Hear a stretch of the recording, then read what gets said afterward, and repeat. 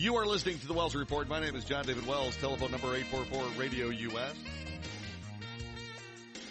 844-723-4687. There I was, peacefully minding my own business. I was just trying to figure out just exactly what I was going to be talking about on the Wells Report today, and I started by turning on the news channels and essentially perusing and listening to what they were talking about, and then I found this thing. The lovely and talented Chuck Schumer, Senate Minority Leader, was all annoyed and upset about something that's going on, and he called on the FBI and the Federal Trade Commission to investigate a popular smartphone application called FaceApp. He said that this is something that can damage your privacy and fears that any data you upload would be shared with the Russian government. FaceApp, which was released in 2017, went viral this week with celebrities and other public personalities around the world sharing photographs of themselves edited through the app. The app's makers say it uses artificial intelligence technology to edit the photos to make you look older. Why? Why would you want to do that? If you want to know what you're going to look like when you're older, just be patient. I know it worked for me, and I didn't have to pay for an app. The company is based in St. Petersburg, Russia. It does not have known ties to the Russian government, but then again, neither does President Trump. Yeah, I said it. The company denies sharing or selling data with third parties, but the Democrat National Committee sent an alert to presidential campaigns, warning them not to use the app in case the company is unscrupulously sharing its data. FaceApp's location in Russia raises questions regarding how and when the company provided access to the data of U.S. citizens to third parties, including foreign governments. I mean, seriously.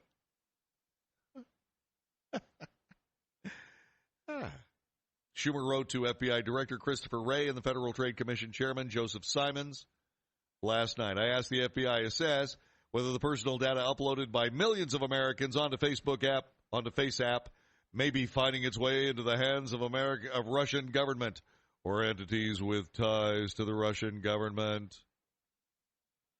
He also raised concerns about the company's terms of service, writing, I have serious concerns regarding both the protection of the data that's being aggregated as well as whether users are aware of who may have access to it. I mean, after all, some of this material may come in contact with the FISA court.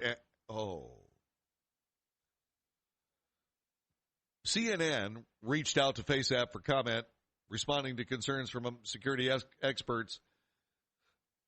The makers of the app told TechCrunch, even though the core R&D team is located in Russia, the user data is not transferred to Russia. Most of the images are deleted from our servers within 48 hours after the original upload date. On Wednesday, the DNC sent a security alert to 2020 presidential campaigns, warning them not to use FaceApp. Again, okay, so what do you think? Bernie Sanders is going to use an app that makes him look older?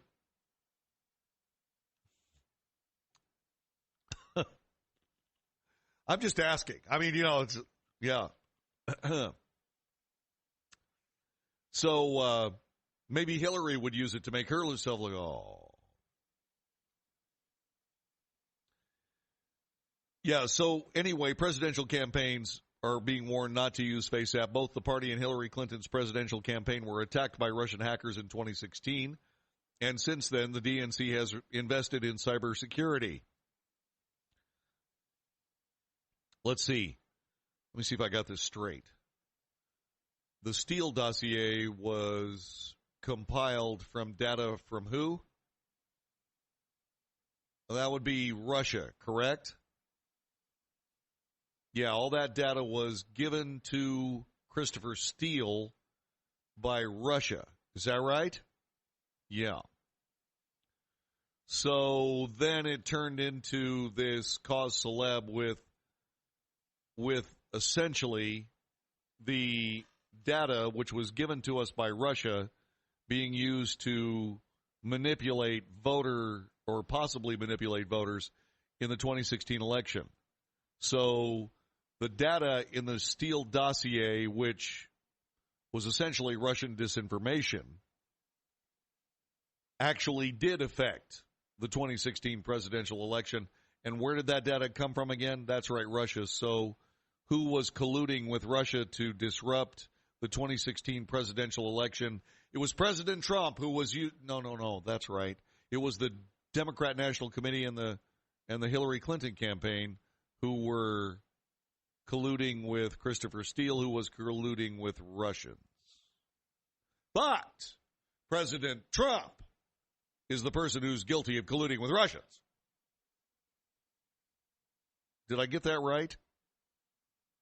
I think I'm confused. Telephone number 844-RADIO-US, 844-723-4687. Okay, so here we go. The app allows users to perform different transformations on photographs of people, such as aging the person in the picture. Apparently, the novelty is not without risk. FaceApp was developed by Russians. This, according to Bob Lord, the Democrat National Committee's chief security officer. It's not clear at this point what the privacy risks are, but we should warn you anyway. It's Russian. So I guess the DNC is going to issue a security alert to 2020 presidential campaigns about Stolishnya vodka too, right? Because that's made in Russia. And if you drink Stolishnya vodka, you could think things that might be Russian. So if you drink vodka in general, and certainly Stolishnya in specific, you are colluding with the Russian government, you disgusting jerk. So anything made in Russia should be warned. You should be warned by the DNC against using anything having to do with Russia. Okay. That's good to know. I'm glad we have that information. Now, just in case you're wondering just what the hell is going on here, let me read you this. This is from Mike Snyder of USA Today. Apparently, the hashtag FaceApp challenge is being used by nearly everyone on Twitter to age photographs of themselves. They're using FaceApp, a downloadable program available on Apple's App Store and the Google Play Store. Well, wait a minute. Wouldn't that be Apple and Google colluding with Russians? It lets you apply filters to your photos to transform your appearances. You can look younger or older, have a different look, or more masculine or feminine features. They can be shared online and in Twitter, Facebook, and other social media sites. FaceApp uses artificial intelligence to create neural face transformations. It first gained prominence in 2017. A new wave of interest has made the FaceApp the top 3 app in both Apple and Google, according to measurement site App Annie. Celebrities have embraced the app, with Carrie Underwood, the Jonas Brothers, actor-rapper Ludacris among those posting pictures of themselves aged. Athletes are also using the app. Some privacy and security experts have expressed concerns that users granting the St. Petersburg, Russia-based FaceApp access to photos on their smartphones is a grand giveaway of privacy and personal information. What?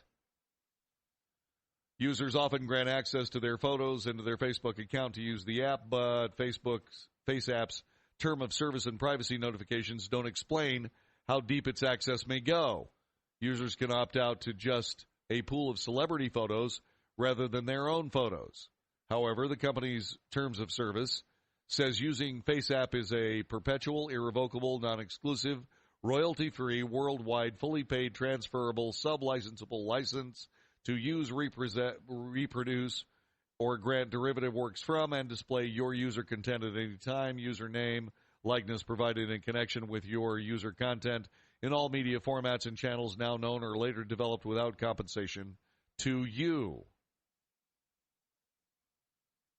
James Watley, at Watley Dude on Twitter, says FaceApp's term of service page is a doozy. You grant FaceApp a perpetual, irrevocable, non-exclusive royalty fee worldwide, fully paid, transferable, subs-licensable license to use, produce, modify, adapt, publish, translate, create derivative works from, distribute, publicly perform, and display your user content and any name, username, or likeness provided in connection with your user content in all media formats and channels, now known or later developed without compensation to you, whether you post data or otherwise share it. I mean, who do these people think they are? The NSA? Seriously, who does FaceApp think they are? The American government? The American government has all this information.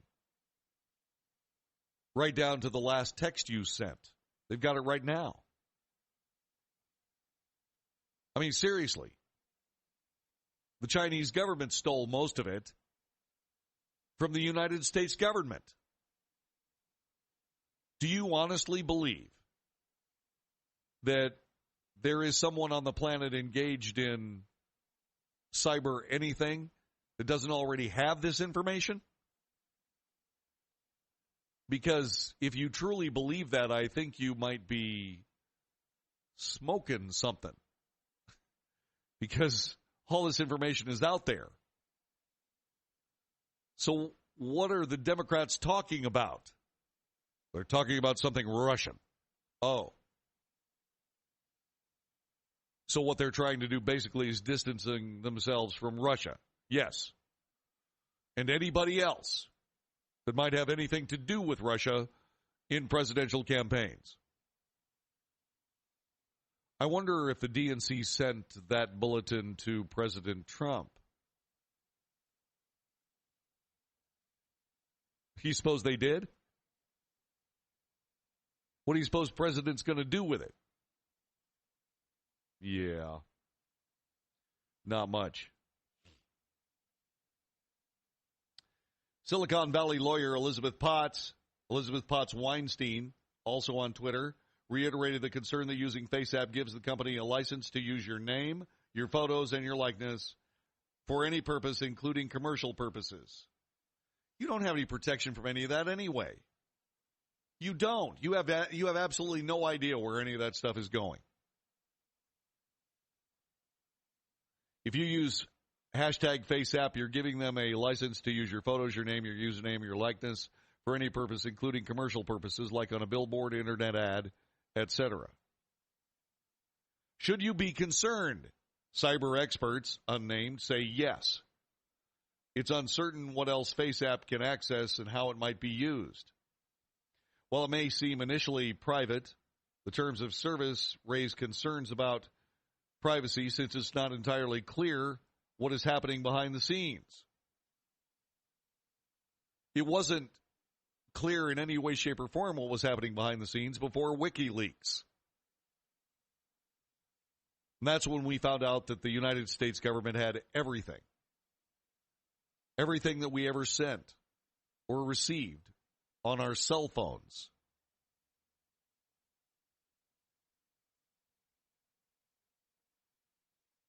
So I'm trying to figure out just exactly what these people are thinking.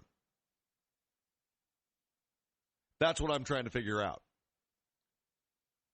I think there's something else going on here that is, so far, has not shown up in any kind of real way. But what does this mean to us really? What this means is that we, the people of the United States, have zero privacy when our Constitution all but guarantees it. The reason that the Fourth Amendment doesn't cover privacy is because the founding fathers, the founding framers of our nation, figured that to be secure in your persons was privacy. But because our technology is moving faster than our jurisprudence, we don't have laws protecting our intellectual property. We don't have a way to protect our privacy.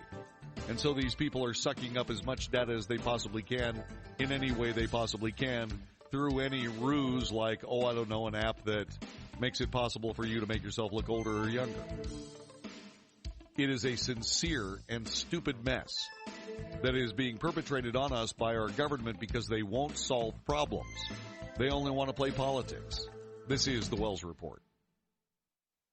Hi, this is Wayne Alaruth, the capitalist evangelist. I'm here to introduce you to a special company with the potential to be one of the great all-American stories. Fortum Resources is a publicly traded, diversified natural resource company with oil, gas, and mining properties in North America and internationally. Fortum is led by Chairman Mark Brunner, the legendary oil man who built Ultra Petroleum from a 15-cent stock to $200 per share, creating $15 billion in shareholder profits. Mark has 30 years of experience in the oil and gas industry, overseeing contracts with Halliburton, ExxonMobil, and Hess. Fortum has over 350,000 acres of oil and gas resources, and more than half the acreage has been evaluated by world-renowned auditors Deloitte Touche. Fortum also owns the rights to the 180-square-mile City of Gold mining property. Fortum is traded on 2 global exchanges, U.S. ticker symbol FTMR. Repeat, FTMR. This is a rare ground floor opportunity to capitalize on a proven energy industry legend. Please visit FortumResources.com. That's Fortum, F-O-R-T-E-M, resources.com.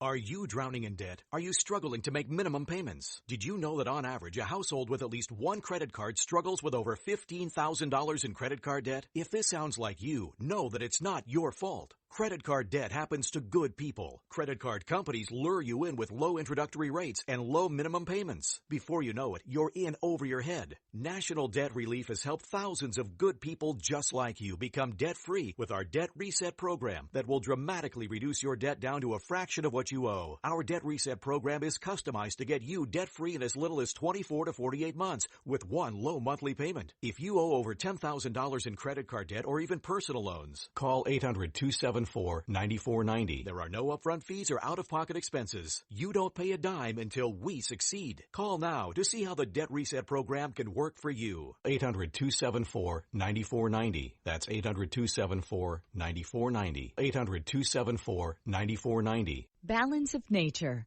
Changing the world, one life at a time. I'm loving my Balance of Nature. Since I started, I have not gotten one cold. I kind of fight everything. I get a little tickle, but it goes away. It's just amazing the difference I felt. I want you to know how much I appreciate the counseling and so forth and your attention to your people. I have been a pretty big advocate for the Balance of Nature. I don't know how many truck drivers have asked me, how in the heck do you keep going at 88, 89 years old? I said, Balance of Nature. If they want to really enjoy some good health, get on Balance of Nature. Experience the Balance of Nature difference for yourself. For a limited time, you can receive a 30% discount and free shipping on your first preferred order of Balance of Nature. Call 800-2468-751 or go to balanceofnature.com and use discount code USA.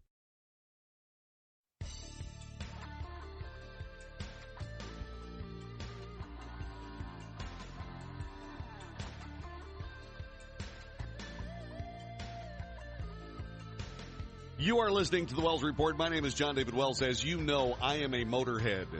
I have been a hot rodder all of my life, and I have truly enjoyed it. I currently am driving a Tahoe, which I absolutely adore. But the reason that I got the Tahoe was to tow my race car.